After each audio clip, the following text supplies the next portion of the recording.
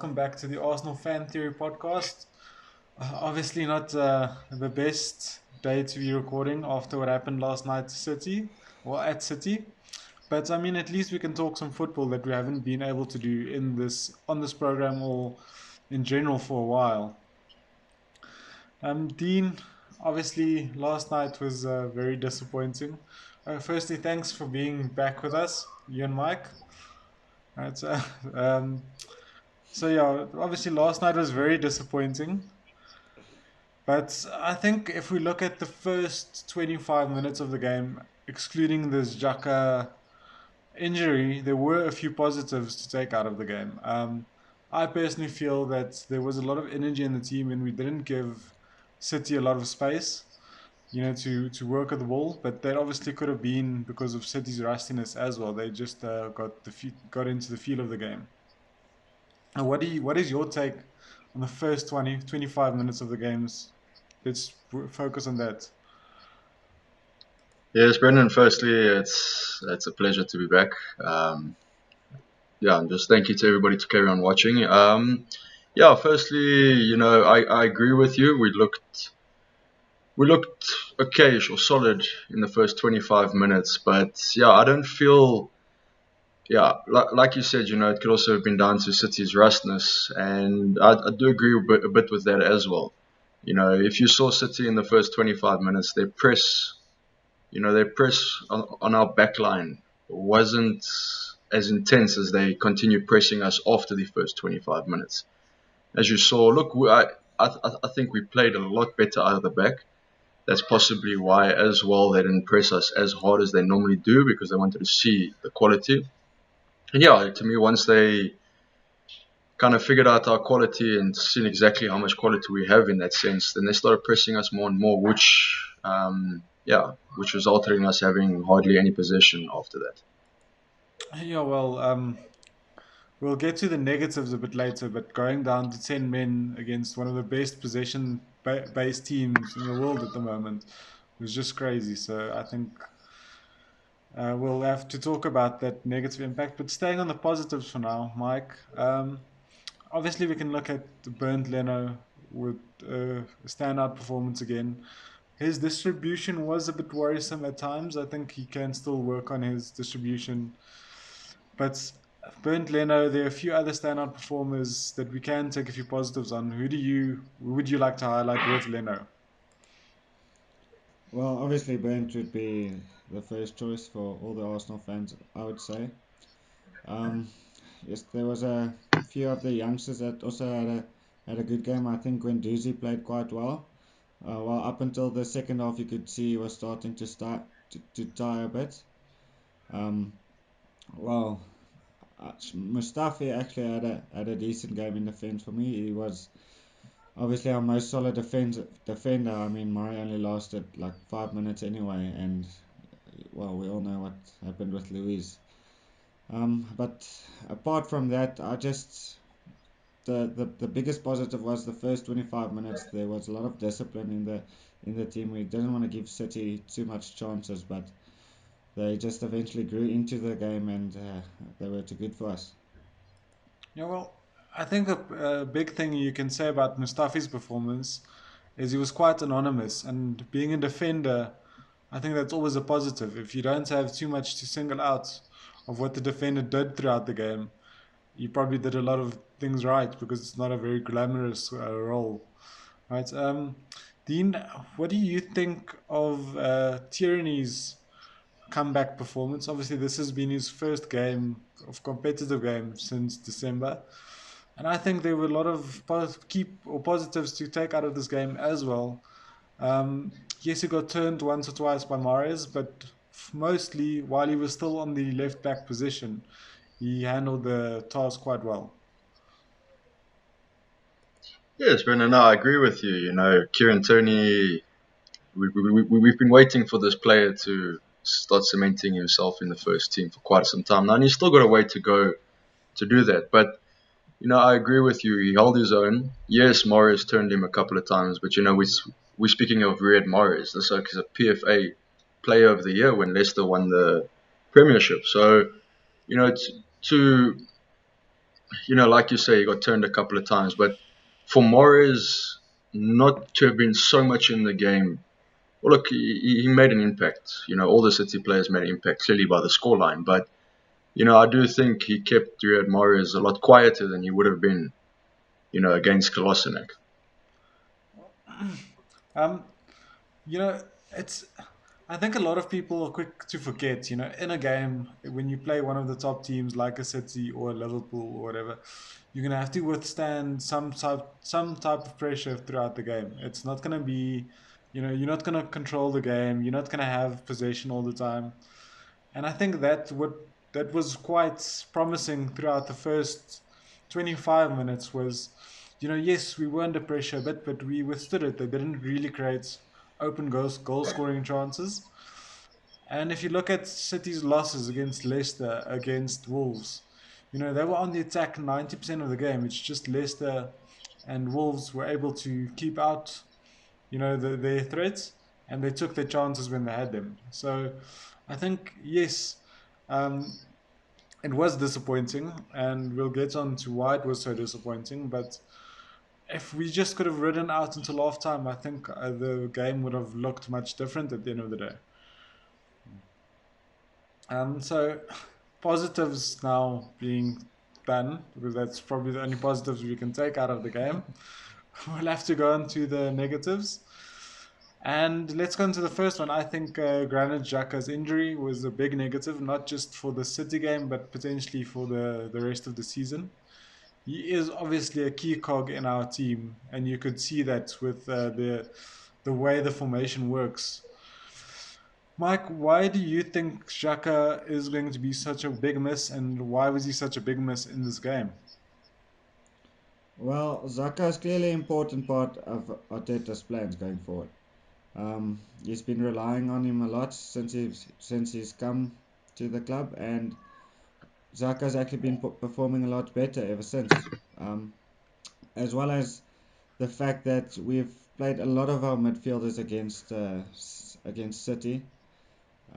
So they're all going to be tired. They just were out of football for 3 months, and they've got about a 3-day break, and then most of them are going to be expected to play at least 60 minutes again. So to have Zaka going forward would just help a lot with the squad rotation, and he's a senior part of the squad. Well, Dean, I think me and you just spoke about this off screen before we started recording. And I want to touch on what Michael mentioned a bit earlier about Guendouzi being one of the shining lights of this performance, if we can say it like that. Um, if you look at Guendouzi and Ceballos individually, I think there's a lot of positives you can take out of their performance. But if you look at the collective, I feel that midfield combination was key in contributing to giving City so much room in the midfield because they weren't as disciplined. Obviously, none of them, or not any of them, are seen as deep lying midfielders, but they didn't stick to the task at the night. Yeah, Brendan, as you said, we did touch on it a bit off screen. Yeah, at the end of the day, if you look at their individual performance, I agree with you. There were some standout parts. Guendouzi, for me, you can see Arteta's worked on him. Guendouzi is that raw talent. You saw him under Emery. He ran around, in my opinion, like a headless chicken. He just ran up and down, not necessarily knowing his job, and he sometimes ran without even needing to run. And last night I saw a lot with Guendouzi that he wasn't just running around for running around's sake. And you can see that was taught into him. But, at the end of the day, he does drift out of position too much. So that's something, Arteta will probably work on. But yeah, in terms of their positioning and, almost that reinforcement for the defense that was not there to be found. You could see that the second Shaka left the field, although it was only 5 minutes. But, yeah, we just didn't have that leadership or that strength, that guy to break up play and restart play at the same time. I think that's one of Shaka's um, main attributes is that he the way he starts play. Yeah, well, I also Used to be a think so. problem. Sorry to interrupt you. He's also a bit of a marshal, meaning that he keeps reminding other players of their responsibilities. Yeah. So sorry. So just wanted to throw that Yeah. in. So exactly. No. That's 100% right. He's a leader. He's been the Swiss captain since cheap as the Oak was like 23, 24 years old. So he is a leader. And sadly, we haven't, of course, with the confrontation and everything that happened in the Crystal Palace game. Of course, that took, in a sense, the authority away from him from being a leader because he lost the fans. So yeah, in my opinion, you can't just have one leader leading the team. So it'll be nice if we can get Shaka back into the fold properly, and as a leader again, possible vice captain or the third choice captain. Of course, the captain, I don't see him becoming captain again, but he needs to be a leader. He needs to be a role model in the squad. Yeah, look, I must say I was one of the big advocates to get Xhaka out of this team before Arteta joined, but I feel he's improved much more. Well, he's shown a lot of his qualities under Arteta. He's had these Okay, that is on the discipline. phone. He's been much more disciplined I'm in busy. Oh, his doing other things. positioning, and Okay. he's been able to assist. The back line a lot, covering the back line. Mike, I want to go to probably the biggest negative of the day and talk about the David Luiz situation, right? I think if you look at the stats, you can correlate Arsenal's decline in the game directly with David Luiz's inclusion, because it was at minute 25, more or less, when Luiz was introduced due to the Mari injury.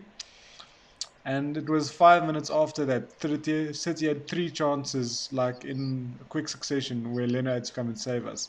So, how big of an impact did Luiz make on the team, and in what way? I feel that last night Luis definitely had a big negative impact on the team. It was like he hasn't been playing not just for the last 3 months. It's like he hasn't been playing football for the whole 2020.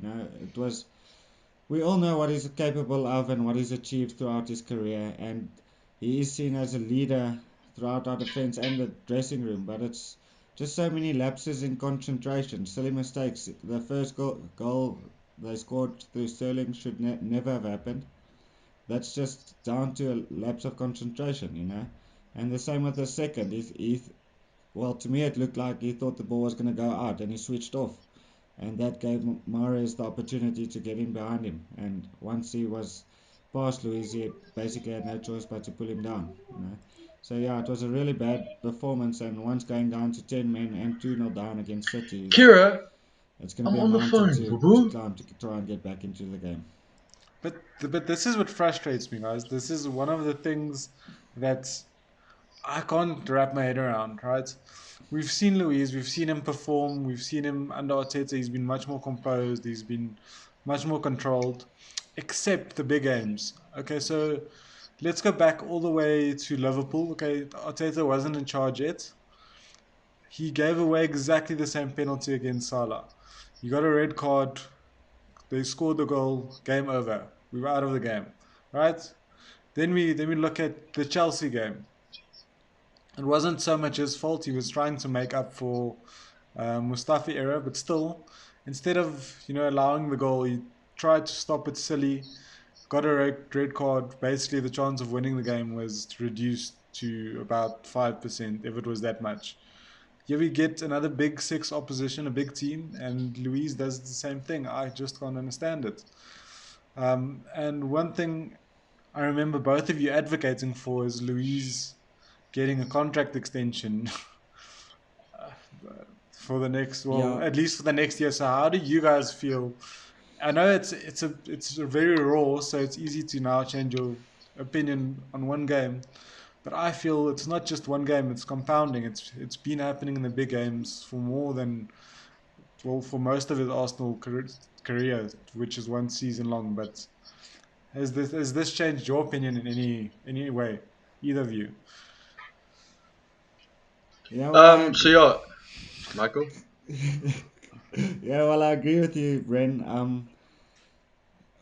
We were probably the two of the first advocates to say he needed to sign at least another year contract because he is seen such as a, a big mentor throughout the squad. But it isn't just the one game; it is throughout the whole season. Like you mentioned, it's all the big games that these things it just continues to happen. So how can you trust a player like that?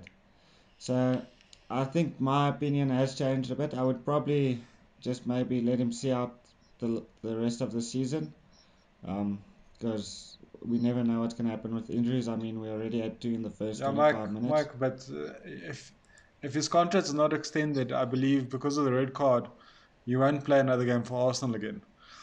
Because Yeah. his contract stops or expires now at the end of Mm. the month. Yeah, but that's what I'm just saying. Just maybe extend it for till the end of the season. So if there were any injuries to happen again, then he can just help us see out the rest of the season, and then it's time for him to move on. Dean? Yeah, so let's just go a bit back on David Luiz's mistakes last night. Um, firstly with that first goal, that pass is literally 20, 25 meters away from David Luiz, and he still couldn't get his body right. You know, to me it was maybe complacency, but he had all the time in the world to position his body. That ball was knocked from far, 20, 25 meters. That ball was knocked from. So he has no excuse not to control or get his body behind the ball.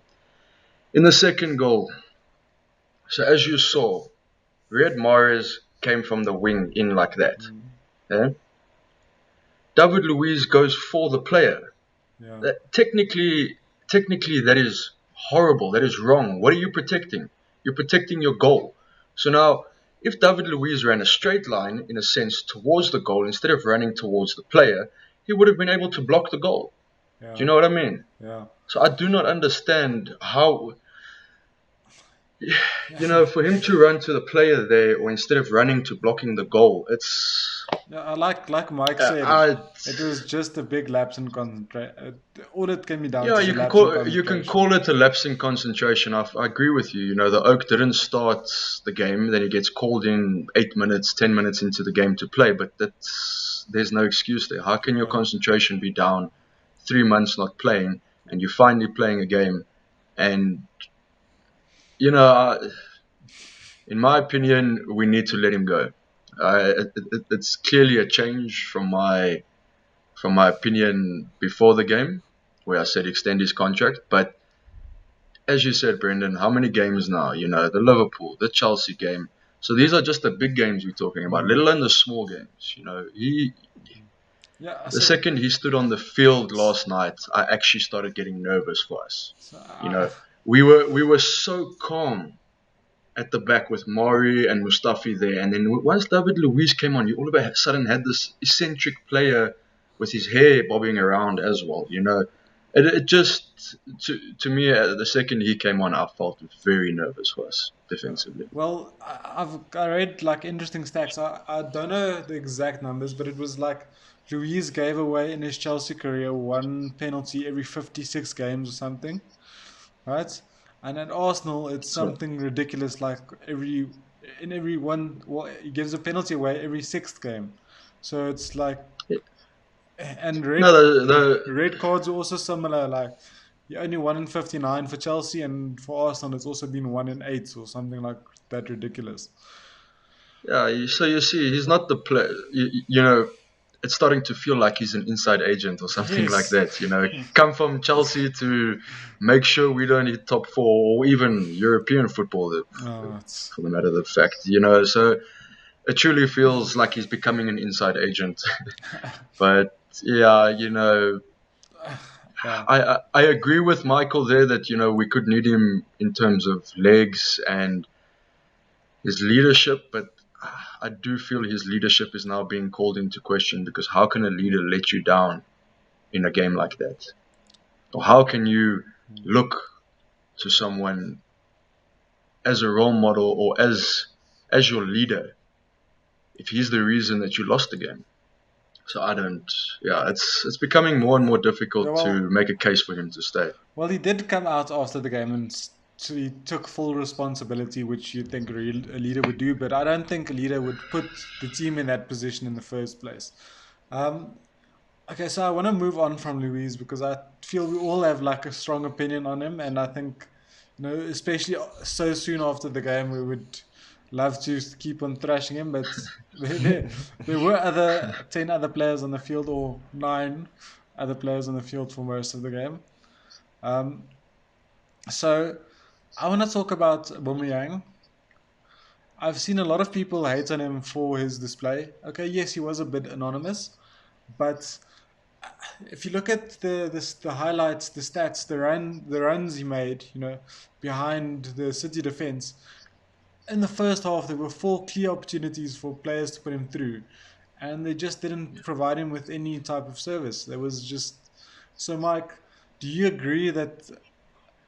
Do you agree with the crowd saying that Aubameyang had such a bad game, or do you think he just maybe got frustrated because he was making all these runs and everything just kept on going against him? It seemed. Well, Brent, there's arguments to be made for both sides, you know.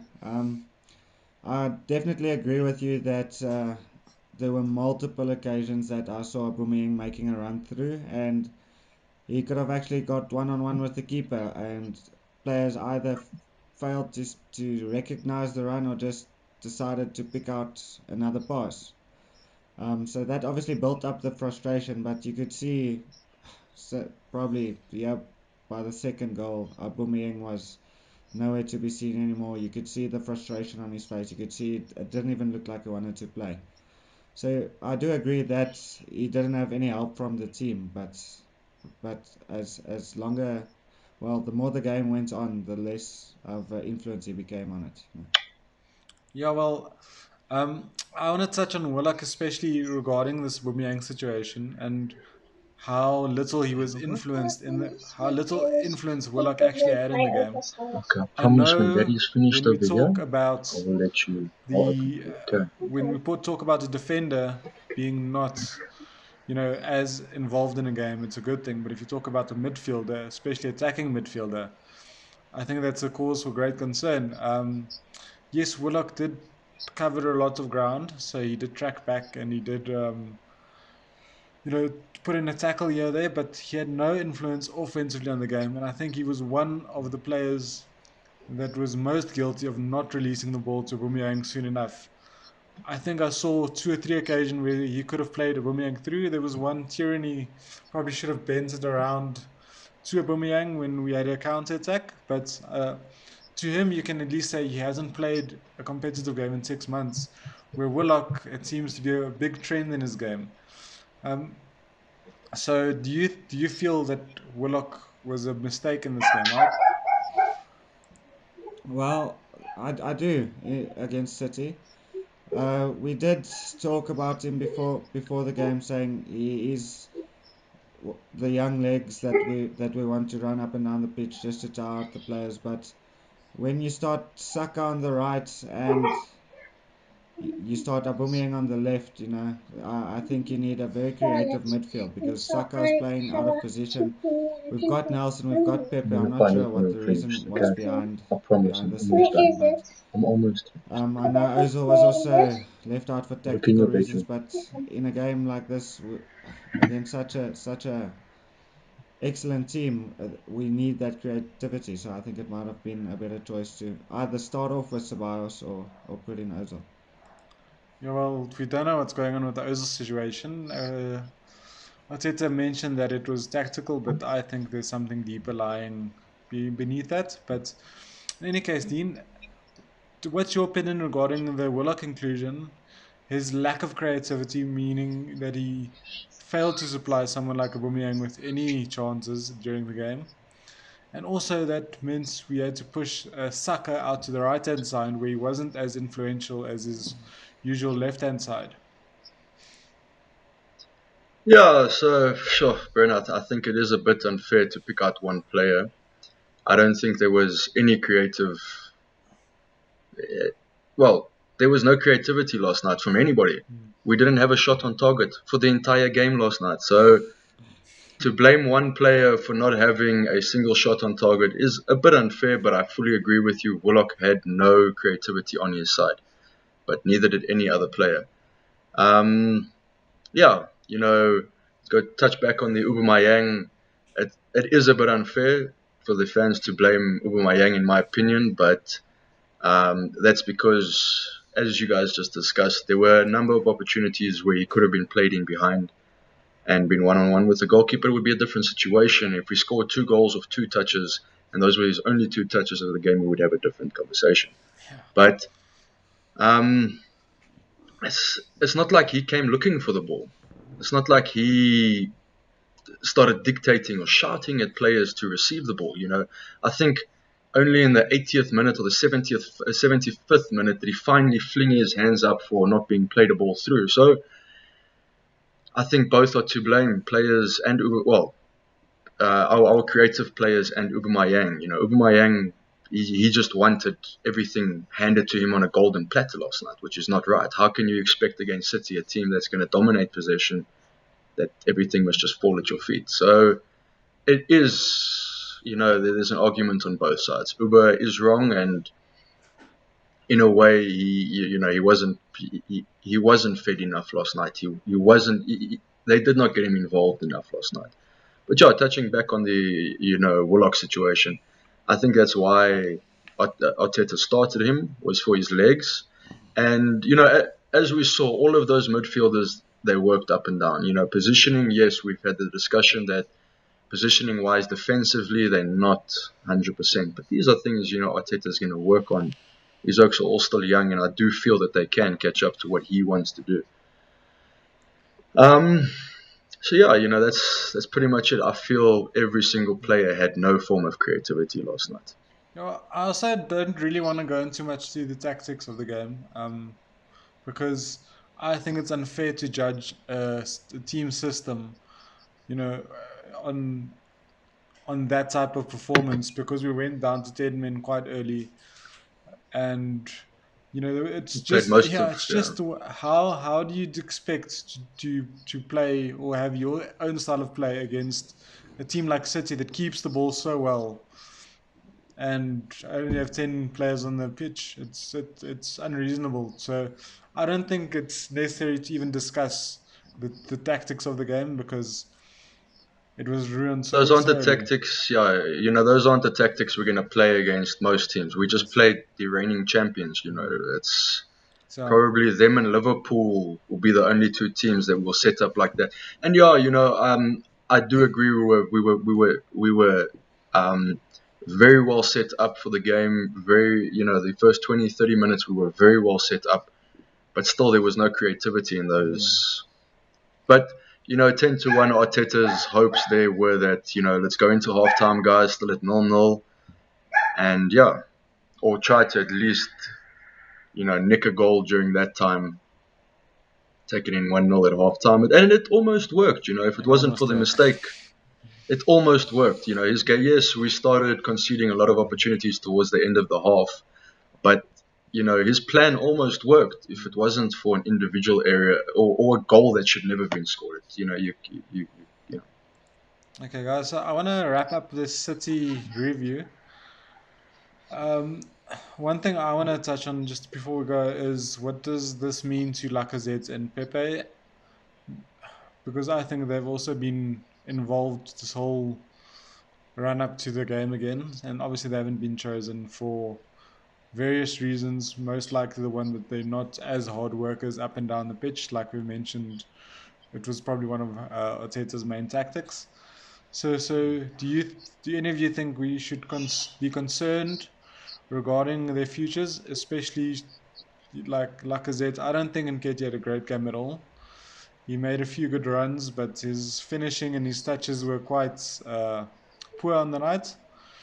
But do you guys think we should be concerned with for those two players based on this game and this selection? No, Bren, I don't think we need to read into it too much. Like you just mentioned, Arteta was looking for hard workers, and it was down to tactics for the City game. But not only that, I think he was looking forward because we're playing 5 matches in 15 days, and our next game is away Saturday to Brighton Hove Albion. I think he was looking to forward to that match as well. Oh, So yeah. I don't know. If I had to prepare for games, I'd put a lot more preparation into the first game of the season and a game like City. But I get what you're saying, Dean. Um, yeah, it's difficult. It's the first game. Um, like Mike says, we're playing 15 games in 5 days. Other way Where around. the normal, sorry, Yeah. 5 games in Uh, 5 games in 15 days. But where normal, a normal fixture congestion, you're only playing 3 games in 15 days. So yeah, maybe they are looking. You never want to say a manager feels, he's lost this game, which Arteta definitely didn't feel. You could see Arteta went with a proper game plan. What we've also got to consider is having 2 injuries in the first 10 minutes, and you're only allowed to make, 3 sections of 5 subs. So after the first 10 minutes already, his whole game plan has gone out the window. His starting defender didn't play. His starting midfielder didn't play the rest of the game. And then now he's only allowed to make one more set of substitutes where he had to make all 3 of those substitutes in that last set. So that, you know, to yeah, I know I'm going off the question of the Laka and so, but to judge him on all of that is a bit unfair. I think games will work out a lot differently. Then yeah, Lacazette, I do feel is on his way out. The speculation with him to Atletico Madrid hasn't stopped. And I do feel there's a possibility with his exclusion from the first game that there's a bit of truth to it. And he's trying to get Nketiah to come and take his place for next season. But I also didn't understand. I would have had Martinelli instead of Nketiah. I don't know. But yeah, I see Laka going, but I see Pepe staying. all right. So I think we've done more than enough on the City game. Like I said, I don't want to go into too much detail because it's a one-off situation where we had a red card, we conceded stupid goals. Not much the team can do because of one player on the night. We've got a special guest on the show, Kira. There she goes. Kiki, come say hello. Come say hello. Kira, come here. Okay. Hopefully she'll be back Come in here. the next segment. All right. No, now she's shy. She's a bit shy, but she did make a brief appearance on the show. So I think let's take a 5 minute break and we'll get into the Brighton match preview after that.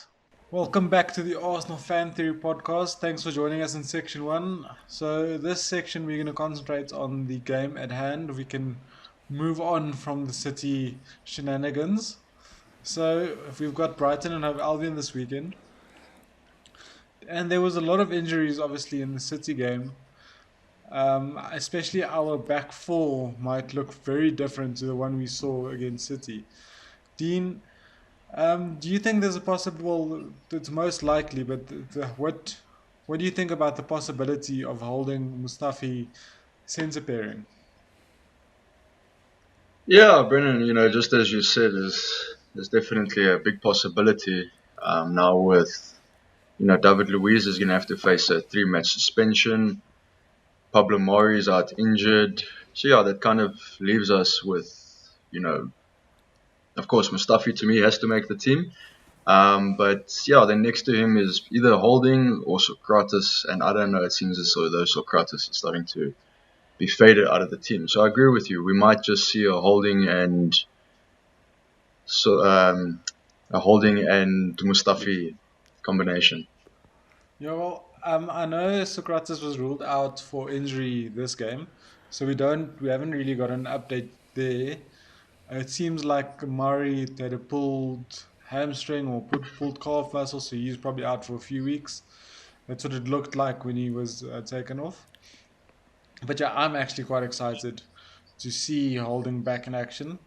I think he's got a lot of potential. Hopefully, the last 9 games or 8 games of the season, he can just reinforce, his place in the team. Mike, it's quite a strange thing, having Mustafi as the nailed on centre back. Thinking of what happened 5, 6 months ago, how things can change under a manager. What do you think about the whole situation? Well, obviously with Mustafi, almost every Arsenal fan wanted him out. There were a lot of calls for him just to be sold.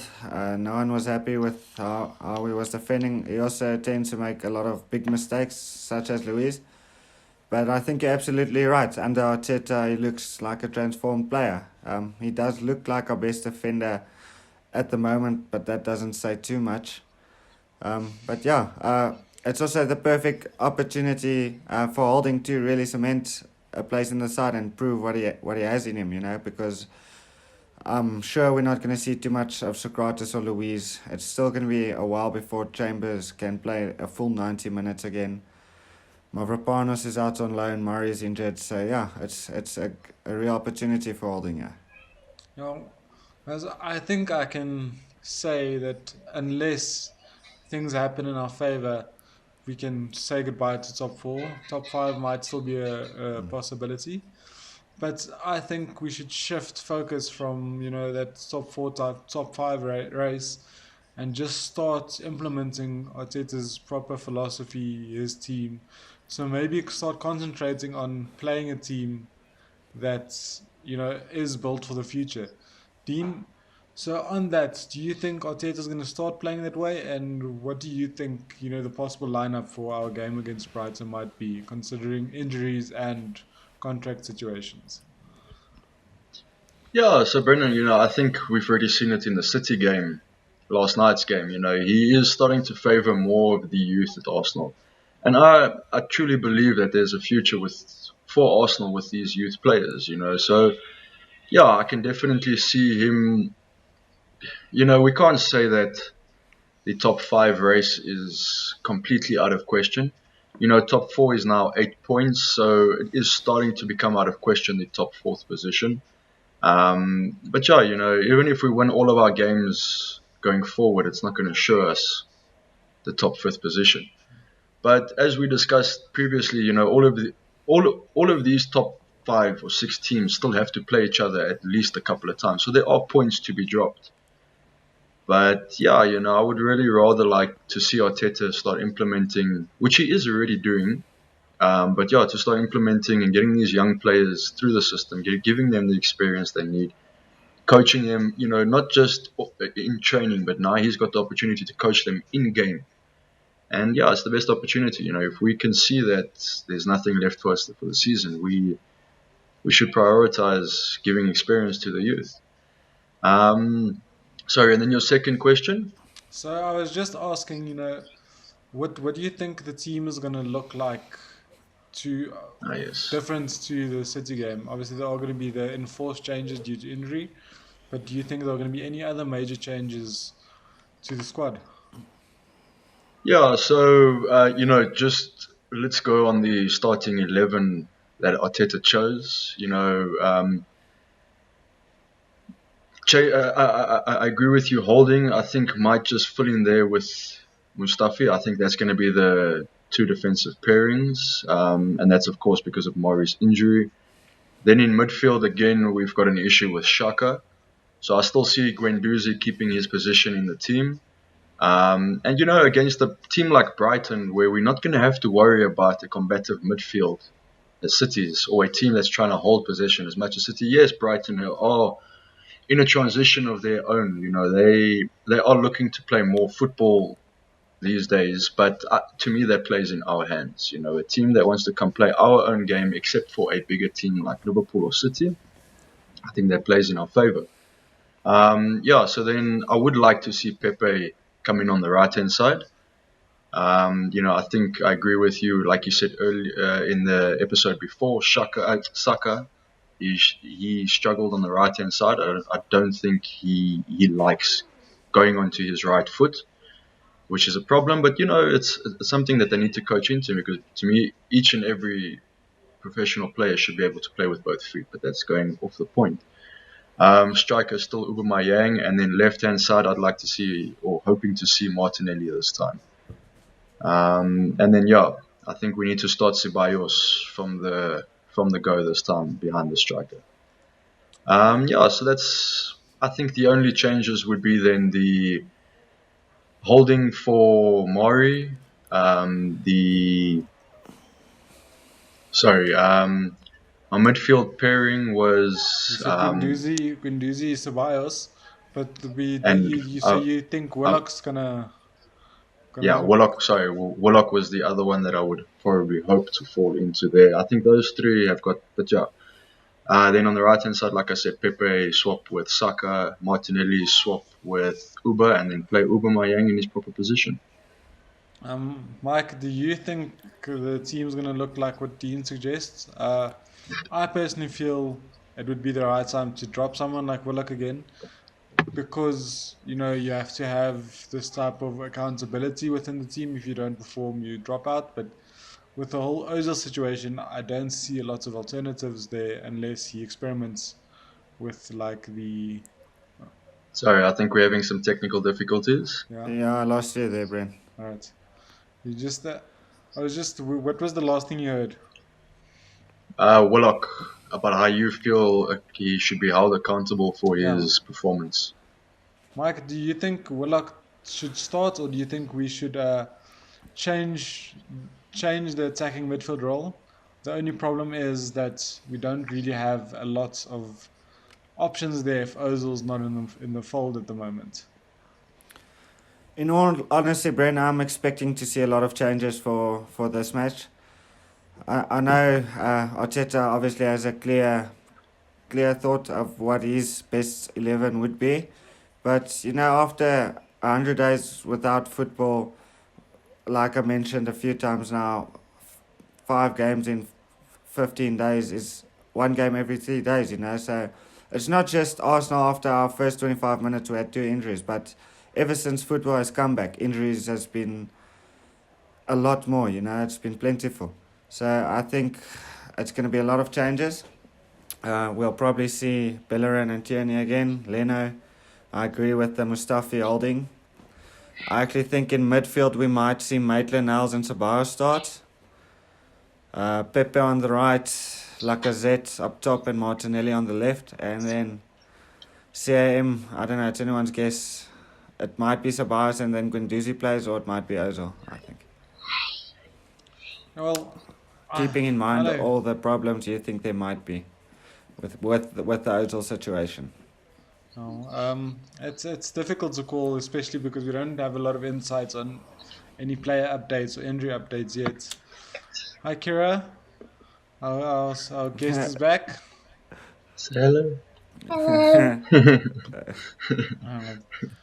Uh, so regarding the team, I don't know. It's gonna come now. Arteta's Almost It looks finished. like he prefers um, Aubameyang down the left. So there might be an opportunity for Lacazette to come back, but we'll have to wait and see. I would personally still prefer to see Lacazette up top. It just brings a different dimension to our team. Um, with Aubameyang, there's no doubt he's the biggest goal threat we've got. He's one of the probably the best player at the club at the moment. But we we tend to play one style of football with him at the top of the shape. So with Lacazette, there's just a bit more diversity in our play, in our build-up play, our link-up play. But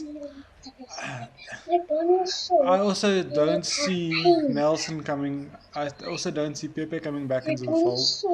I think he would prefer someone like I'm gonna come a help you now. Okay. Nelson down the right-hand side. Mike? Yeah, well, it's anyone's guess who might play between Nelson and Pepe. Nelson didn't have too big impact or too much to play against City, and Pepe wasn't involved at all. And we know they're both regarded as very talented players. I think he has both of them in their plans for the future. But in my opinion, I would like to see Pepe starting. Well, I also really hope Torreira's back into the mix because that would just give our side so much more balance, especially now that Xhaka's missing. Um, on the Brighton and Hove Albion team, I haven't really followed them for a while. You just watch their games when they play against us, basically. Do you guys have any insight on key players we need to look out for? I know Aaron Mooney, that was always a Huddersfield player, always provides that bit of a spark, especially against Arsenal. He seems to perform well. Any other players you guys would want to highlight on the Brighton side? Well, we might need to bring a little bit of a physical presence as well because they do have big defenders. I know Lewis Dunk is an important part of their team. He defends really well and he's big on the set plays. He likes to attack the ball, and he's also good at keeping the aerial balls out and winning those aerial duels. So Dean, Michael talking about Dunk, how would you think someone like Aubameyang playing centre forward would engage in that physical battle? Would that not be so? That would cut off that type of game plan where we won't be able to play the quick long ball. Well, technically, it won't probably be that necessary because we're playing against Brighton. We're not playing against City, so we're not going to use the long ball as much. So, Yeah, look, I I agree with you. Whereas we won't need the long ball as much, but yeah, Aubameyang is going to have to, in a sense, shy away from the physical battle with Dunk. Because at the end of the day, Aubameyang is not going to win a physical battle or an aerial battle with Dunk. Let's be honest. Nor do I see Lacazette having the chance either. Whoever starts up front, either Lacazette or Uber, will have to break away from Dunk. So, not necessarily a ball over the top, but a ball between the lines or moving away. I agree with Michael where Dunk is one of their key players, in defense. I think we were linked with him about 2 years ago or a year ago. We were linked with actually buying him, which shows you the quality Dunk has. So, yeah, I think you're going to have to play off of his shoulder, like Aubameyang likes to do, play off of the defender's shoulder, but we're going to have to shy away from him trying to hold the ball up against Dunk or win any aerial duels against Dunk. It's not going to happen there. So, yeah, we're going to have to keep the ball on the ground to ensure that he can hold possession. um, Mike, where? So I'm just thinking here, right, out loud. Wouldn't it be? I think there's a lot of similarities between a player like Pepe and a player like Ozil in his prime, right? When Ozil was a bit more dynamic, he took on players a bit more. He was much more, willing to try and beat the defender, which is a big part of Pepe's game. With the lack of options in the middle, especially if Ozil doesn't feature, you know, isn't there space for us to try someone like a Pepe in the CAM position and make space for someone like a Nelson on the right hand side? That's a really interesting thought that you have there, Bren. I think Pepe could really flourish on the attacking side in that CAM role. But I would rather see someone like Nelson moving to that CAM role, because he does get played in a lot more different positions than Pepe does. Pepe tends just to play on the right, and he also does tend to track back and defend more. So I think that's what Arteta would look more for in a CAM. Well, I personally don't think. I think Pepe's got more of the attributes to play in a creative midfield role. I think the wide position suited to Nelson, and Pepe in any case drifts inside so much. He rarely touches that byline as much as Nelson does. Dean, what is your insight to my opinion? Well, I think, look, it's a very good opinion that we should start trying some other players in that position. I think one player you guys are not considering is Martinelli, to play Martinelli in that position. Play Martinelli just behind the striker there. Um, then you've either got your Pepe Nelson or your Saka or Uber with Laka in front or Uber in front. So yeah, it's I don't know. I think we will all have it, in a sense, a different opinion on who could fill in that position, because we actually haven't really seen too many players try and fill out that position. But talking on quality wise and tracking back and the job that needs to be done, you can see it, in a sense, in these young players that, not to say that Pepe wouldn't be able to do the job, but Pepe has been trained for a lot longer on another way, or on his way on doing his job as a right winger or right midfielder. Well, Where these young players, you've still got a bit more of an influence. Not to say you don't have an influence on a player like Pepe, because that's ridiculous. Otherwise, you wouldn't. How can coaches improve players at 27 and such? But yeah, I don't know. For me, I would like to see one of the youngsters given a run in there. yeah, well, to me personally, I think Martinelli would probably be better than a Willock in the false nine position, if we could say as much, because he'd bring much more of a goal threat. But stylistically, I think they're very similar. Which, I mean, they're both running midfielders or running players, so they run a lot with the ball. They're not as creative with the ball. Where Pepe, in my opinion, is a bit more creative as an eye for the through pass for the assist, because so it would just add a different dynamic on top of what Willock is already bringing to us. But uh, And we've Arteta, also just got to consider that in the midfield, you don't have the space that you have on the wings. yeah, So how would that affect Pepe's game is what we would need to take into consideration, or how it would affect any of these players that we are speaking about. yeah. The midfield is the most compact part of the game. Yeah, well, I was just trying to get a hypothetical because we it Yeah. seems like we are so limited in that position at the moment, especially due to injuries, due to controversies with Ozil. We don't know what's going to happen there, so we might need to look at the rest of the season to, mold a different player there. But we've gotten a bit off topic. We haven't really touched the Brighton game. I just want to go back to the first game. Okay, so I understand it's a new manager, but just listen to these stats, right? This was uh, just want to pull up if it's the right game. So the last time it was 1-1. I'm just not sure if this is the right game, but shots. Brighton had 12 shots to Arsenal 7, which was quite concerning if you look at the possession stats. We had 68% of the possession and they had 32% of the possession. Do any of you think we would see a big change in those stats regarding, under Arteta facing this team? Because yes, it was City, it was a big team, but we conceded something like, what was last night? We conceded something like 12 shots on target, where we didn't have any shots on target. Was that a worrying trend for you?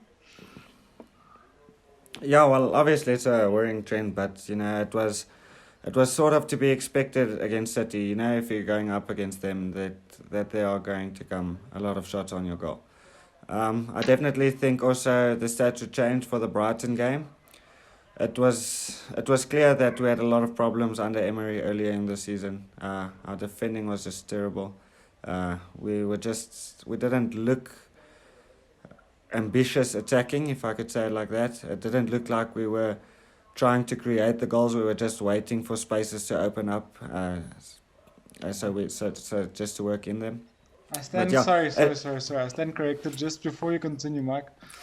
The game was actually, so I went back a year instead of just a game. So we actually lost 2-1 to Brighton the last time out. Where shots were 19 to Brighton, 10 to Arsenal. Shots on target 10 to Brighton, 5 to Arsenal. And they had the bulk of the possession, 51% to 49%. But yeah, that just reiterates the what you were saying, that like we were a very different team under Emery. yeah, no, definitely.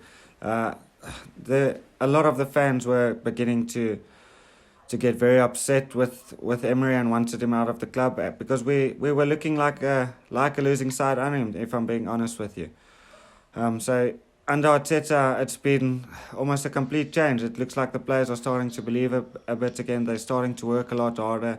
It looks they're defending with a lot more intensity, effort. They're trying. Well, they are a bit more disciplined, but there's obviously still a lot of issues there. And yeah, attacking we're a lot more fluent. We're just still lacking that goal scoring ability, but I'm sure over time that Arteta has to work with the club. It's something that will definitely start to come in full flow. Yeah, well, I think we have seen a big change in dynamics and in um, stats under Arteta, but for the first few games and especially, well, not the first few, sorry, the last few games, we did see an increase. Where other teams were having a lot more shots on target against Arsenal. Dean, keeping these stats in mind, what do you think we can expect on Sunday or Saturday? Sorry, and what are your predictions for the game? Um, yeah, so taking all of these statistics and previous meetings into account, I think Arteta will make sure that he is set up, at least solid enough that we don't repeat these same mistakes or we don't concede 20 chances in a game because that's unbelievable. Um, but exactly that was the problem under Emery. We were. It seemed towards the end of his stint that we were always conceding more shots than we were taking. Yeah. So how I think Arteta will approach it differently is he will make sure in the first 15 minutes that we don't make any mistakes. We don't want to start the game off just after the City loss. We don't want to start the game off 1-0, 2-0 down in the first 20 minutes by stupid mistakes. So I think he will emphasize the concentration, the effort, everything into the players to make sure that we don't slip up in the beginning. And then from there, once we gain confidence, once we start to feel our feet, you'll see the players start opening a bit more, start taking a few more chances. So yeah, tactically, I do think we will play an attacking team. But yeah, first 10, 15 minutes, we'll make sure that nothing breaks through us. We will, yeah. But that that doesn't mean that after the first 15 minutes the guys can just relax. It's not what I'm saying. I'm just saying we will make sure that we start the game well off. And your score predictions for Saturday? Score predictions. I'm going with a 3-1 Arsenal. Mike, what are your score predictions, and how do you think the game might pan out? I know I think what Dean said is very valid. That those first few minutes, I think Arsenal are just gonna try and protect the lead, or not the lead, the score line. Just play it safe, and maybe rebuild their confidence with keeping some possession, building up getting us a nice build up play. Building themselves into the game, I think is what I'm getting at. So, what's your opinion on what's going to happen on Saturday? I'm looking for a reaction from the club and from the players, which I think we'll get. Arteta is not one to have negative players in his squad. So if there is any negativity around the squad, they won't even show up at match day. The team also knows that every game from here on is a must win. Not only for top four, top five hopes or European football. At this stage, it's almost becoming a point of pride. Because everyone knows what these players are capable of, what we are as a club, and we've been really underwhelming this season. I know it's a period of transition for Arsenal, but it's not been the best. So yeah, I think we will get a reaction, but I won't think it would be like a complete turnaround from the City game. And it's also a way where our form hasn't been the best. I'll go for a 2-1 Arsenal. Interesting. There's no clean sheets yet. I'm guessing that's based I, on our defense, because we've definitely got a keeper that, I don't know. He deserves someone that, or a defensive line in front of him that helps him out every now and again. I think I'm he kept what four clean sheets before lockdown, eh? Four yes, to five, yeah. yeah, he had 4 out of 5. four. So the ability is there. I agree with you. He just needs Some he help. needs a bit of help in front of him. Yeah. Well, I must say I'm quite excited in the prospect of seeing Holding back in the team. Nervous but excited. I think it's gonna bring a different dynamic to what we're doing. I also am pretty excited to see what Arteta does with the front three, because I feel that he is going to change things, and depending on what he feels is the best, it might be a variety of things. Like you guys mentioned, the Martinelli, Pepe, Oba combination. I personally think he's going to go with the Lacazette, Oba, probably Nelson combination, but it builds a bit more extra excitement, the unknown of what's going to happen on Saturday. Um, I think we'll be able to turn it around. I think it's going to be a 2-1 score, and as well, I think it's going to be it's going to be a very closely contested game, because we obviously not very high in confidence after that drubbing by City, so it might just take a couple of wins to get that fluidity and that swag back. Right. Anything else that you guys think I missed regarding the Brighton build up?